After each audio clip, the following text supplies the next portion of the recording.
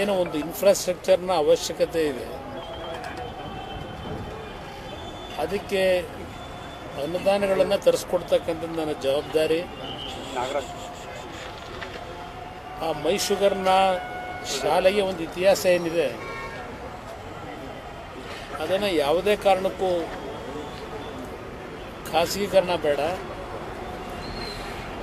ಏನು ಇನ್ಫ್ರಾಸ್ಟ್ರಕ್ಚರ್ನ ಅವಶ್ಯಕತೆ, ಮೂಲಭೂತ ಸೌಕರ್ಯಗಳ ಅವಶ್ಯಕತೆ ಇದೆ, ಅದು ಎಲ್ಲದಕ್ಕೂ ನಾನು ನೆರವನ್ನು ಕೊಡ್ತಕ್ಕಂಥ ಒಂದು ಮಾತೇನು ಕೊಟ್ಟಿದ್ದೇನೆ. ಯಾರೋ ಅದ್ರ ಬಗ್ಗೆ ಸಣ್ಣದಾಗಿ ಮಾತನಾಡೋ ಅವಶ್ಯಕತೆಯೂ ಇಲ್ಲ, ಲಘುವಾಗಿ ಮಾತನಾಡೋದು ಅವಶ್ಯಕತೆ ಇಲ್ಲ. ಈಗಾಗಲೇ ಸುಮಾರು 10 ಕೋಟಿ ವೆಚ್ಚದ ಕಾಮಗಾರಿಗಳಿಗೆ ಅರ್ಜಿಯನ್ನು ಕೊಟ್ಟಿದ್ದಾರೆ. ಅದಕ್ಕೆ ಈಗಾಗಲೇ ಪ್ರೋಸೆಸ್ ನಡೀತಾ ಇದೆ. 10 ಕೋಟಿ ಹಣವನ್ನು ಸದ್ಯದಲ್ಲೇ ಕೆಲವೇ ದಿನಗಳಲ್ಲಿ ಹಣವು ಬಿಡುಗಡೆ ಆಗುತ್ತೆ. ಯಾವುದೇ ರೀತಿಯ ಅನುಮಾನಗಳು ಅವಶ್ಯಕತೆ ಇಲ್ಲ.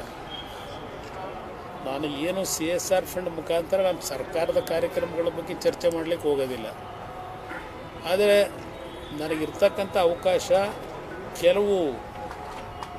ನನ್ನ ಕೆಲವು ಇಲಾಖೆಯಲ್ಲಿ ಒಂದು PSU ಯೂನಿಟ್ಗಳೇನಿದೆ ಅಲ್ಲಿಂದ ಸ್ವಲ್ಪ ಆರ್ಥಿಕ ನೆರವುಗಳನ್ನು ಅಭಿವೃದ್ಧಿಗೆ ತರಲಿಕ್ಕೆ ಅವಕಾಶಗಳಿವೆ.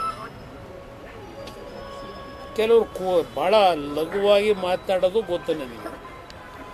ನಮ್ಮ ಮತದಾರ ಬಂಧುಗಳಲ್ಲೂ ಸಹ ಒಂದು ಆಸೆ ಇರತಕ್ಕಂಥದ್ದು, ಕುಮಾರಣ್ಣ ಅವರು ಕೇಂದ್ರದಲ್ಲಿ ಕೈಗಾರಿಕಾ ಮಂತ್ರಿಗಳಿದ್ದಾರೆ, ಯಾವುದಾದ್ರೂ ಕಾರ್ಖಾನೆಗಳನ್ನು ಜಿಲ್ಲೆಗೆ ತರಬೇಕು, ಅದರ ಮುಖಾಂತರ ನಿರುದ್ಯೋಗ ಸಮಸ್ಯೆಗೆ ಪರಿಹಾರ ದೊರಕಿಸಬೇಕು ಅಂತಕ್ಕಂಥದ್ದು ಭಾಳ ಜನಗಳ ಅಭಿಪ್ರಾಯವೂ ಇದೆ, ಆಸೆನೂ ಇಟ್ಕೊಂಡಿದ್ದಾರೆ. ಒಂದು ಮಾಧ್ಯಮದ ಸ್ನೇಹಿತರ ಮುಖಾಂತರ ನಾನು ಜಿಲ್ಲೆಯ ನನ್ನ ಬಂಧುಗಳಿಗೆ ಮನವಿ ಮಾಡ್ತಕ್ಕಂಥದ್ದು, ಕೈಗಾರಿಕಾ ಮಂತ್ರಿ ಅಂತಕ್ಕಂಥದ್ದೇನಿದೆ ದೆಹಲಿನಲ್ಲಿ, ಇವತ್ತು ಕೈಗಾರಿಕೆಗಳನ್ನು ತರ್ತಕ್ಕಂಥ ಅಧಿಕಾರಗಳು ಇರ್ತಕ್ಕಂಥದ್ದು ರಾಜ್ಯ ಸರ್ಕಾರದಲ್ಲೇ. ಕೈಗಾರಿಕಾ ಮಂತ್ರಿ ಇರ್ಬೋದು ನಾನು, ಆದರೆ ಕೆಲವು ಕೇಂದ್ರ ಸರ್ಕಾರದಲ್ಲಿ ಇರ್ತಕ್ಕಂಥ ಕೆಲವು ಸ್ಕೀಮ್ಗಳೇನಿದೆ, ಕೈಗಾರಿಕೆಗಳ ಒಂದು ಪ್ರೋತ್ಸಾಹ ಕೊಡ್ತಕ್ಕಂಥ ಕೆಲವು ಸ್ಕೀಮ್ಗಳನ್ನು ಅನುಷ್ಠಾನಕ್ಕೆ ತರತಕ್ಕಂಥ ಒಂದು ಲಿಮಿಟೇಷನ್ ಅಷ್ಟೇ ನಂದು. ರಾಜ್ಯ ಸರ್ಕಾರದ ವ್ಯಾಪ್ತಿನಲ್ಲಿ ಇವತ್ತು ನೀವು ಪ್ರತಿನಿತ್ಯ ನೋಡ್ತಾ ಇದ್ದೀರಿ, ಪಕ್ಕದ ಆಂಧ್ರ ಪ್ರದೇಶ ನಮ್ಮ ರಾಜ್ಯದ ನಡುವೆ ನಡೀತಾ ಇರತಕ್ಕಂಥ ಪೈಪೋಟಿ ನೀವು ನೋಡ್ತಾ ಇದ್ದೀರಿ. ಇಲ್ಲಿ ನಾನು VSLನ ಕಾರ್ಖಾನೆ ಭದ್ರಾವತಿನಲ್ಲಿ, ಅದು ನನ್ನ ಪರ್ವಿನಲ್ಲಿ ಬರ್ತದೆ, ಅದನ್ನು ನಿಲ್ಲಿಸಿದ್ದಾರೆ. ಅದಕ್ಕೆ ಹೊಸ ಮರುಜೀವ ಕೊಡ್ತಕ್ಕಂಥದ್ದಕ್ಕೆ ಪ್ರಾಮಾಣಿಕವಾಗಿ ಪ್ರಯತ್ನ ಪಟ್ಟಿದ್ದೇನೆ. ಅದು ಈ ಡಿಸೆಂಬರ್ನೊಳಗೆ ಕಾರ್ಯಾರಂಭವೂ ಆಗ್ತಕ್ಕಂಥ ಒಂದು ವಾತಾವರಣ ಈಗಾಗಲೇ ತೀರ್ಮಾನ ತೆಗೆದುಕೊಂಡಿದ್ದೇನೆ. ಮತ್ತು ನಮ್ಮ HMT ಅದು ಸಹ ನನ್ನ ಪರ್ವಿಗೆ ಬರ್ತಕ್ಕಂಥದ್ದು, ಅದಕ್ಕೂ ಸಹ ಈಗಾಗಲೇ ನಮ್ಮ ನೀತಿ ಆಯೋಗದಲ್ಲಿ ಸರಸ್ವತ್ ಅಂತ ಹೇಳಿ ಒಬ್ಬರು ಮೆಂಬರ್ ಇದ್ದಾರೆ, ಅವರ ಅಧ್ಯಕ್ಷತೆಯಲ್ಲೇ ಒಂದು ಕಮಿಟಿ ಮಾಡಿ ಆ HMT ಕಾರ್ಖಾನೆಗೆ ಒಂದು ಪುನಶ್ಚೇತನ ಯಾವ ರೀತಿ ಕೊಡ್ಬೋದು ಅಂತಕ್ಕಂಥ ಒಂದು TPRನೂ ತಯಾರು ಮಾಡ್ತಾ ಇದ್ದೇವೆ. ಅಲ್ಲೂ ಸಹ ಇವತ್ತೇನು ನಮ್ಮ ರಾಜ್ಯದ ಆ HMT ಕಾರ್ಖಾನೆಗೆ ಒಂದು ಕಾಲದಲ್ಲಿ ಒಂದು ದೊಡ್ಡ ಮಟ್ಟದ ಹೆಸರಿತ್ತು. ಏನು ಈ ವಾಚ್ಗಳು ಅವರೇ ತಯಾರು ಮಾಡ್ತಾ ಇದ್ದಾರೆ, ಒಂದು ಹೆಸರು ಇತ್ತು. ಅದ್ರ ಜೊತೆಗೆ ಮೆಷಿನ್ ಟೂಲ್ಸ್ನ ಒಂದು ದೊಡ್ಡ ಮಟ್ಟದಲ್ಲಿ ಚಟುವಟಿಕೆ ನಡೀತಿತ್ತು. ಎಲ್ಲ ಇವತ್ತು ಸ್ಥಗಿತಗೊಂಡಿರ್ತಕ್ಕಂಥದ್ದಕ್ಕೆ ಇತ್ತೀಚೆಗೆ ಆ HMTಯ CMD ಅವ್ರನ್ನ ಜಪಾನಿಗೆ ಕಳಿಸಿದ್ದೆ. ಕೆಲವು ಟೆಕ್ನಾಲಜಿನ ಅಡಾಪ್ಟ್ ಮಾಡ್ತಕ್ಕಂಥದ್ದಕ್ಕೆ ಅವ್ರ ಜೊತೆ ಟೈಅಪ್ ಮಾಡಬೇಕು ಅಂತ ಹೇಳಿ HMT ಕಾರ್ಖಾನೆಗೂ ಒಂದು ಮರುಜೀವ ಕೊಡ್ತಾ ಇದ್ದೇವೆ. ಇದು ನನ್ನ ವ್ಯಾಪ್ತಿಗೆ ಬರ್ತಕ್ಕಂಥದ್ದು. ಇಲ್ಲಿ ಯಾವುದಾದ್ರೂ ಒಂದು ರೀತಿಯ ಜನತೆಯ ಒಂದು ಭಾವನೆ ಏನಿದೆ, ಏನಾದರೂ ಒಂದೆರಡು ಕಾರ್ಖಾನೆ ತರಬೇಕು ಅಂತಕ್ಕಂಥದ್ದು ನನ್ನ ಮೇಲೆ ನಿರೀಕ್ಷೆಯನ್ನು ಇಟ್ಕೊಂಡಿದ್ದಾರೆ. ಪ್ರಯತ್ನ ನಾನು ಪಡ್ತಾ ಇದ್ದೇನೆ, ಆದರೆ ರಾಜ್ಯ ಸರ್ಕಾರದ ಸಹಕಾರ ಬೇಕು. ನಾನಿಲ್ಲಿ ದೋಷ ಕೊಡಲಿಕ್ಕೆ ಹೋಗಲ್ಲ. ಈಗ ನೋಡಿ HMT ಕಾರ್ಖಾನೆ ಅದು ಫಾರೆಸ್ಟ್ ಲ್ಯಾಂಡ್ ಅಂತ ಹೇಳಿ ಅದನ್ನು ಸ್ಥಗಿತಗೊಳಿಸಬೇಕು ಅಂತ ಹೊರಟರು. ಇನ್ನು QCL ಕುದುರೆಮುಖ ಅದಕ್ಕೂ ಸಹ ಹಲವಾರು ರೀತಿ ಸಮಸ್ಯೆ ಉಂಟು ಮಾಡಿದರು. ಅದಕ್ಕೂ ಒಂದು ಮರುಜೀವ ಕೊಡ್ತಕ್ಕಂಥ ಕೆಲಸ ಮಾಡೋದು QCLನ. ಅದು ನಮ್ಮ ರಾಜ್ಯದಲ್ಲಿ ಅದು ಒಂದು ಅದು ನಾನು ಈಗ ಅದು ಯಾವುದಕ್ಕೂ ಚರ್ಚೆಗೆ ನಾನು ಹೋಗೋದಿಲ್ಲ. ಸಹಕಾರ ಕೊಡಿ ಅಂತ ಕೇಳಿದ್ದೇನೆ, ಹಲವಾರು ಬಾರಿ ಕೇಳಿದ್ದೇನೆ ರಾಜ್ಯ ಸರ್ಕಾರಕ್ಕೆ. ಈಗ ಇದುವರೆಗೂ ಪತ್ರಿಕೆಗಳಲ್ಲಿ ಹೇಳಿಕೆ ಕೊಡ್ತಾರೆ.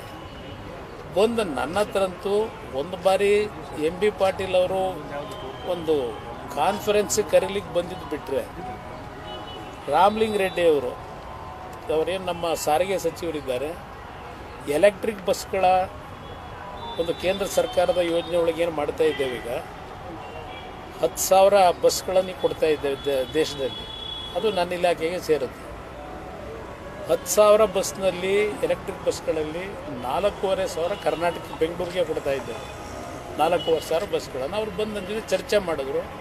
ಚರ್ಚೆ ಮಾಡಿದ ನಂತರ ನಾನು ಅವರ ಅಹವಾಲು ಏನಿತ್ತು ಅದಕ್ಕೆ ಗೌರವ ಕೊಡಬೇಕು, ಕೊಟ್ಟಿದ್ದೇವೆ. ಹೈಯೆಸ್ಟ್ ಬಸ್ಗಳು ಕರ್ನಾಟಕಕ್ಕೆ ಕೊಟ್ಟಿರ್ತಕ್ಕಂಥದ್ದು ಆ ಸ್ಕೀಮ್ನಲ್ಲಿ. ಅದರಿಂದ ಇವತ್ತು ನಾನು ಎಲ್ಲ ರೀತಿ ಸಹಕಾರ ಕೊಡಲಿಕ್ಕೆ ತಯಾರಾಗಿದ್ದೆ. ಮೊನ್ನೆ ನಾನು ಪ್ರಧಾನಮಂತ್ರಿಗಳಿಗೆ, ಗೃಹ ಸಚಿವರಿಗೂ ಏನು ರಾಜ್ಯದಲ್ಲಿ ರೈತರು ಇವತ್ತೇನು ಸಂಕಷ್ಟಕ್ಕೊಳಗಾಗಿದ್ದಾರೆ, ಅದರಲ್ಲೂ ವಿಶೇಷವಾಗಿ ಉತ್ತರ ಕರ್ನಾಟಕ 5-6 ಜಿಲ್ಲೆಗಳು ಸಂಪೂರ್ಣ ನೆಲ ಕಚ್ಚಿದೆ ಬೆಳೆ ಹಾಕಿರ್ತಕ್ಕಂಥದ್ದು. ಬಹುಶಃ ಮೊನ್ನೆ ಇಲ್ಲೂ ಸಹ ಅಕಾಲಿಕವಂತ ಮಳೆ ಮಂಡ್ಯದಲ್ಲಿ, ಪಾಂಡವಪುರದಲ್ಲಿ ಹೆಚ್ಚಿನ ಒಂದು ಬೆಳೆ ನಷ್ಟ ಆಗಿರ್ಬೋದು, ಊರುಗಳಲ್ಲಿ ನೀರು ನುಗ್ಗುವಂಥದ್ದು ಎಲ್ಲ ನೋಡಿದೆ. ನಾನು ಪ್ರಧಾನಮಂತ್ರಿಗಳು ಮನವಿ ಮಾಡಿದ್ದೇವೆ, ಏನಾದರೂ ಹೆಚ್ಚಿನ ಒಂದು ನೆರವು ಕೊಡಿ ಅಂತ ಹೇಳಿ. ಇವತ್ತು ರಾಜ್ಯದಲ್ಲಿ ಸರ್ಕಾರ ಏನೋ 25,000 15,000 ಏನೋ ಹೇಳ್ಕೊಂಡಿದ್ದಾರೆ. ಇವತ್ತರೆಗೂ ನಾನು ಹಣ ಕೊಟ್ಟಿದ್ದು ಪರಿಹಾರ ಕಾಣಲಿಲ್ಲ. ಮೊನ್ನೆ ಕಲಬುರಗಿನಲ್ಲೂ ಸಹ ಬಂದ್ ಆಚರಣೆ ಮಾಡಿದ್ದಾರೆ ರೈತರು, ಇನ್ನೂ ಪರಿಹಾರ ಕೊಡಲಿಲ್ಲ ಅಂತೇಳಿ. ನಾನೀಗ ಅವೆಲ್ಲ ರಾಜಕೀಯ ಇಲ್ಲಿ ನಾನು ಮಾತಾಡ್ಲಿಕ್ಕೆ ಹೋಗೋದಿಲ್ಲ. ಅದು ಮಂಡ್ಯಕ್ಕೆ ಸಂಬಂಧಪಟ್ಟಾಗೆ ಹಲವಾರು ಶಾಲೆಗಳ ಅಭಿವೃದ್ಧಿಗಿರ್ಬೋದು, ಹಲವಾರು ಮೂಲಭೂತ ಸೌಕರ್ಯಗಳಿಗೆ ನನ್ನ ಕೈಲಾದ ಮಟ್ಟಿಗೆ, ಏಕೆಂದರೆ ರಾಜ್ಯ ಸರ್ಕಾರದ ಜವಾಬ್ದಾರಿ ಜಾಸ್ತಿ ಇದೆ. ಇಲ್ಲಿ ಹಲವಾರು ಸಮಸ್ಯೆಗಳು ನಾನು ಹೊರಗಡೆ ಹೇಳ್ತಕ್ಕಂಥದ್ದಕ್ಕಾಗಲ್ಲ, ಕೆಲವು ವಿಷಯಗಳನ್ನು, ಸೂಕ್ಷ್ಮವಾದಂಥ ವಿಚಾರಗಳು. ಆದರೆ ಮಂಡ್ಯ ಜಿಲ್ಲೆಯ ಜನತೆ ನನ್ನ ಮೇಲೆ ಒಂದು ವಿಶ್ವಾಸ ಇಟ್ಟೇನೋ, ನಾನೇನೋ ಬಂದರೆ ಏನೋ ಒಂದು ದೊಡ್ಡ ಮಟ್ಟದಲ್ಲಿ ಪರಿವರ್ತನೆ ತರ್ಬೋದು ಅಂತೇಳಿ ನಂಬಿಕೆ ಇಟ್ಟು ನನ್ನನ್ನು ಆಶೀರ್ವಾದ ಮಾಡಿದ್ದಾರೆ. ಅವರಿಗೆ ದ್ರೋಹ ಆಗಬಾರ್ದು ಅನ್ನೋ ದೃಷ್ಟಿಯಿಂದಲೇ ನನಗೆ ಸಿಗ್ತಕ್ಕಂಥ ಅವಕಾಶಗಳನ್ನು ಯಾವ ರೀತಿ ಬಳಕೆ ಮಾಡಿಕೊಂಡು ಈ ಜಿಲ್ಲೆಯ ಅಭಿವೃದ್ಧಿಗೆ ನಾನು ಪ್ರಯತ್ನ ಪಡಬೇಕು. ಪ್ರಾಮಾಣಿಕವಾಗಿ ಪ್ರಯತ್ನ ಪಡ್ತೀನಿ. ಇನ್ನೊಬ್ಬರಿಂದ ನಾನು ಹೇಳಿಸ್ಕೊಂಡೇನು ಮಾಡಬೇಕಾಗಿಲ್ಲ. ನನಗೂ ಜಿಲ್ಲೆಯ ಸಮಸ್ಯೆಗಳು ಏನಿದೆ ಅಂತಕ್ಕಂಥ ಅರಿತುಕೊಂಡಿದ್ದೇನೆ. ಜಿಲ್ಲೆ ಅಷ್ಟೇ ಅಲ್ಲ, ರಾಜ್ಯದಲ್ಲೇ 2 ಬಾರಿ ಆಕಸ್ಮಿಕವಾಗಿ ಕಡಿಮೆ ಅವಧಿಯ ಮುಖ್ಯಮಂತ್ರಿಯಾಗಿ ಏನು ಕೆಲಸ ಮಾಡಬೇಕು ಅಂತಕ್ಕಂಥದ್ದು ರಾಜ್ಯದಲ್ಲೇ ಕೆಲವು ಅನುಭವ ನನಗೆ ಜನತೆ ಕೊಟ್ಟಿದ್ದಾರೆ. ನಾನು ಇನ್ನೊಬ್ಬರನ್ನ ಮೆಚ್ಚಿಸ್ಲಿಕ್ಕೆ ಮತ್ತಾರು ನಮ್ಮ ವಿರೋಧಿಗಳಿಂದ ಸರ್ಟಿಫಿಕೇಟ್ ತಗೊಳ್ಳೋದಕ್ಕೆ ನಾನು ಕೆಲಸ ಮಾಡಬೇಕಾದ ಅವಶ್ಯಕತೆ ಇಲ್ಲ. ನನ್ನ ಆತ್ಮಸಾಕ್ಷಿಗೆ ಕೆಲಸವನ್ನು ನಾನೇನು ಮಾಡಬೇಕು, ಅದನ್ನು ಪ್ರಾಮಾಣಿಕವಾಗಿ ಈ ಜಿಲ್ಲೆಯ ಒಂದು ಅಭಿವೃದ್ಧಿಗೆ ಪ್ರಯತ್ನ ಪಡೋದಷ್ಟೇ ಅಲ್ಲ, ಈ ಜಿಲ್ಲೆಯ ಜನತೆ ನನಗೆ ಇವತ್ತೇನು ಒಂದು ಲೋಕಸಭಾ ಸದಸ್ಯನ ಮಾಡಿದ್ದಾರೆ, ಮಂತ್ರಿ ಆಗ್ತಕ್ಕಂಥ ಅವಕಾಶ ಕಲ್ಪಿಸಿಕೊಟ್ಟಿದ್ದಾರೆ. ಯಾವುದೇ ಕಾರಣಕ್ಕೂ ಅವರಿಗೆ ಅಗೌರವ ತರ್ತಕ್ಕಂಥ ರೀತಿಯ, ಚ್ಯುತಿ ತರ್ತಕ್ಕಂಥ ರೀತಿಯ ಒಂದು ಕಾರ್ಯಕ್ರಮಗಳಿಗೆ ಅವಕಾಶ ಕೊಡದೆ ಪ್ರಾಮಾಣಿಕವಾಗಿ ಜಿಲ್ಲೆಯ ಜನತೆ ಋಣ ತೀರಿಸಲಿಕ್ಕೆ ಪ್ರಯತ್ನ ಪಡ್ತಾರೆ. ಬಾರಿ ಬಂದಾಗ ವರ್ಕೌಟ್ ಮಾಡ್ತಾ ಇದೀವಿ, ಅಂದ್ರೆ ಉದ್ದಿಮೆಗಳನ್ನ ಕ್ರಿಯೇಟ್ ಮಾಡೋಕೆ ಅಂತ ಹೇಳಿದ್ರಿ, ಅದು ಯಾವತ್ತು ಬಂದಿದೆ? ಈಗ ಉದ್ದಿಮೆ ಅಂದರೆ ನನಗೆ ದೆಹಲಿನಲ್ಲಿ ಹಲವಾರು ರೀತಿಯ ಕೈಗಾರಿಕೋದ್ಯಮಿಗಳು ಭೇಟಿ ಮಾಡ್ತಾರೆ. ಭಾಳ ಜನಕ್ಕೆ ರಿಕ್ವೆಸ್ಟ್ ಮಾಡ್ತಾ ಇದ್ದೇವೆ. ಅದರ ಪ್ರಶ್ನೆ ಏನಾಗಿದೆ, ಇವತ್ತು ದೇಶದಲ್ಲಿ ಪೈಪೋಟಿ ಇದೆ. ಇವತ್ತು ರಾಜ್ಯಗಳಲ್ಲಿ ಕೈಗಾರಿಕೆಗಳನ್ನು ಆಕರ್ಷಣೆ ಮಾಡ್ತಕ್ಕಂಥದ್ದಕ್ಕೆ, ಕೈಗಾರಿಕೋದ್ಯಮಿಗಳನ್ನು ರಾಜ್ಯ ಸರ್ಕಾರಗಳು ಹಲವಾರು ರೀತಿಯ ಇನ್ಸೆಂಟಿವ್ಗಳನ್ನು ಪ್ರೋತ್ಸಾಹ ಕೊಟ್ಟು ಅವರವ್ರ ರಾಜ್ಯಗಳಿಗೆ ಇವತ್ತು ಆಕರ್ಷಣೆ ಮಾಡ್ತಕ್ಕಂಥ ವಾತಾವರಣ ಕ್ರಿಯೇಟ್ ಏನಾಗ್ತಾ ಇದೆ. ಆ ನಿಟ್ಟಿನಲ್ಲಿ ಇವತ್ತು ರಾಜ್ಯದ ಬಗ್ಗೆ ದೇಶದಲ್ಲಿ ಯಾವ್ಯಾವ ರೀತಿಯ ಒಂದು ಇಲ್ಲಿಯ ಸರ್ಕಾರದ ನಡವಳಿಕೆ ಬಗ್ಗೆ ಪ್ರತಿಕ್ರಿಯೆಗಳು ಬರ್ತಾ ಇದೆ. ನೀವೇ ಪ್ರತಿನಿತ್ಯ ತೋರಿಸ್ತಾ ಇದ್ದೀರಿ ದೇಶದ ಮಟ್ಟದಲ್ಲಿ. ಇಲ್ಲಿ ನಮ್ಮ ಜೊತೆಗೆ ರಾಜ್ಯ ಸರ್ಕಾರಗಳು ಇಲ್ಲಿ ದಿನ ಕೇಂದ್ರ ಸರ್ಕಾರದ ಜೊತೆ ಸಂಘರ್ಷದಿಂದ ಏನು ಉಪಯೋಗ ಬರಲ್ಲ. ಈಗ ನಾನು 2 ಬಾರಿ ಮುಖ್ಯಮಂತ್ರಿ ಆಗಿದೆ.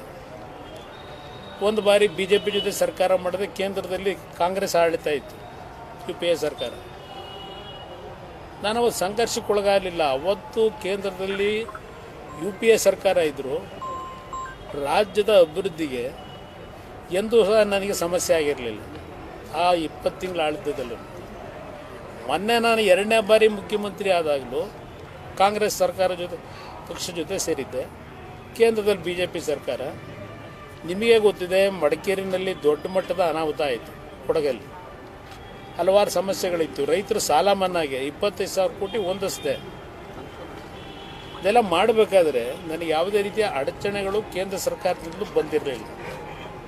ಆ ರೀತಿಯ ಒಂದು ವಾತಾವರಣ ನಿರ್ಮಾಣ ಮಾಡ್ಕೊಂಡ್ರೆ ಕೆಲಸ ಮಾಡಲಿಕ್ಕೇನು ಸಮಸ್ಯೆ ಇಲ್ಲ. ಇಲ್ಲಿ ಹಣದ ಕೊರತೆ ಇಲ್ಲ. ಇವತ್ತು ನೋಡಿ, ಒಂದು ದೊಡ್ಡ ಅಡ್ವರ್ಟೈಸ್ಮೆಂಟ್ ನೋಡಿದೆ ಬರಬೇಕಾದ್ರೆ, ಭಾಳ ದೊಡ್ಡ ಅಡ್ವರ್ಟೈಸ್ಮೆಂಟ್ ಇದೆ. ದೀಪಾವಳಿ ಕೊಡುಗೆ ಬೆಂಗಳೂರು ನಾಗರಿಕರಿಗೆ ಕೊಡ್ತಾ ಇದ್ದಾರೆ. ತಾವೆಲ್ಲ ಪತ್ರಿಕೆಗಳಲ್ಲಿ ದೊಡ್ಡ ಒಂದು ಏನು ಜಾಹೀರಾತು ಕೊಟ್ಕೊಂಡಿದ್ದಾರೆ, ಕಲರ್ಫುಲ್ ಜಾಹೀರಾತು ದೀಪಾವಳಿ ಕೊಡುಗೆ ಅಂತ ಹೇಳಿ. ನೆನ್ನೆ ಬಹುಶಃ ಕೆಲವು TV ಇಂಟರ್ವ್ಯೂಗಳು ಕೊಟ್ಟಿರ್ಬೋದು. ಇವತ್ತೇನೋ B ಖಾತಾನ A ಖಾತಾ ಮಾಡ್ತೀವಿ ಅಂತ ಹೇಳಿ ಏನು ಅಡ್ವರ್ಟೈಸ್ಮೆಂಟ್ ಕೊಟ್ಟಿದ್ದಾರೆ. B ಖಾತಾಯಿಂದ A ಖಾತಾ ಕನ್ವರ್ಷನ್ಗೆ ಅರ್ಜಿ ಹಾಕಕ್ಕೆ 500 ರೂಪಾಯಿ. ನಂತರ ಆ ಪ್ರೋಸೆಸ್ಗೆ ಗೈಡೆನ್ಸ್ ವ್ಯಾಲ್ಯೂ ಏನಿದೆ 5% ದುಡ್ಡು ಕಟ್ಟಿ ಅಂತ ಹೇಳ್ತಾ ಇದ್ದಾರೆ. ಅಂದರೆ ಒಬ್ಬ ಬೆಂಗಳೂರು ನಗರದಲ್ಲಿ ಯಾವುದೋ ರೆವಿನ್ಯೂ ಸೈಟ್ ತಗೊಂಡು ಇಲ್ಲಿವರೆಗೆ ಕಾರ್ಪೊರೇಷನ್ಗೆ ಟ್ಯಾಕ್ಸ್ ಕಟ್ಕೊಂಡು ಬರ್ತಾ ಇದ್ದಾನೆ. ಅಂಥ ಒಂದು ವ್ಯಕ್ತಿಗಳಿಗೆ ಏನೋ B ಖಾತಾಯಿಂದ A ಖಾತಾ ಮಾಡಿಕೊಡ್ತೀವಿ, ಇದು ದೀಪಾವಳಿಯ ದೊಡ್ಡ ಕೊಡುಗೆ ಕೊಡ್ತಾ ಇದ್ದೇವೆ ನಿಮ್ಮ ಹುಡುಗರೆ ಅಂತ ಹೇಳಿ ಗೈಡೆನ್ಸ್ ವ್ಯಾಲ್ಯೂ ಏನು ಫಿಕ್ಸ್ ಮಾಡೋರಲ್ಲ. 2 ಲಕ್ಷ ರೂಪಾಯಿನಿಂದ ಆ 30-40 ಸೈಟ್ನ A ಖಾತೆಗೆ ಕನ್ವರ್ಟ್ ಮಾಡಲಿಕ್ಕೆ 2 ಲಕ್ಷದಿಂದ 4.5 ಲಕ್ಷ, 5 ಲಕ್ಷ, 8 ಲಕ್ಷದವರೆಗೆ ಗೈಡೆನ್ಸ್ ವ್ಯಾಲ್ಯೂ ಮೇಲೆ. ಇವರೇ ಗೈಡೆನ್ಸ್ ವ್ಯಾಲ್ಯೂ ಜಾಸ್ತಿ ಮಾಡ್ಕೊಂಡ್ರು ಈ ಸರ್ಕಾರ ಬಂದ ಮೇಲೆ. ಈಗ 5 ಲಕ್ಷ 10 ಲಕ್ಷ ಎಲ್ಲಿಂದ ಕಟ್ತಾರೋ ಗೊತ್ತಿಲ್ಲ B ಖಾತೆಯಿಂದ A ಖಾತೆಗೆ. ಅದರಿಂದ 10-15 ಸಾವಿರ ಕೋಟಿ ವಸೂಲಿ ಮಾಡ್ತಾರೋ, ಇದು ಜನತೆ ಉಡುಗೊರೆ ಕೊಡ್ತಾರೋ ಇಲ್ಲ ಆ B ಖಾತಾ ಏನು ಇಟ್ಕೊಂಡಿದ್ದಾರೆ ಅವರಿಂದ ಸರ್ಕಾರ ಉಡುಗೊರೆ ತಗೋತಿದೆಯೋ ಗೊತ್ತಿಲ್ಲ ನನಗೆ. ದೀಪಾವಳಿ ಕೊಡುಗೆ ಈ ರೀತಿ ಜನಗಳ ಮೇಲೆ ತೆರಿಗೆಯನ್ನು ವಿಧಿಸಿ ಪ್ರತಿನಿತ್ಯ ಜನಗಳಿಂದ ಇವತ್ತು ದುಡ್ಡು ವಸೂಲಿ ಮಾಡಿ ಗ್ಯಾರಂಟಿ, ಇದು 6ನೇ ಗ್ಯಾರಂಟಿ ಅಂತ, 5 ಗ್ಯಾರಂಟಿ ಕೊಟ್ಟಾಯ್ತು, ಇದು 6ನೇ ಗ್ಯಾರಂಟಿ ಈ ಥರ ಹೇಳ್ತಾರೆ. ಬರೀ ದುಡ್ಡನ್ನು ಸಂಗ್ರಹ ಹೇಗೆ ಮಾಡಬೇಕು ಅಂತ ಮಾಡಿ ಅದನ್ನು ಓಲಿ ಬಳಕೆ ಸರಿಯಾಗಿ ಮಾಡ್ತಾರೆ. ಇದೆಲ್ಲ ಮಾತಾಡಬೇಕು ಅಂದ್ರೆ ಭಾಳ ವಿಷಯ ಮಾತಾಡ್ಬೋದು.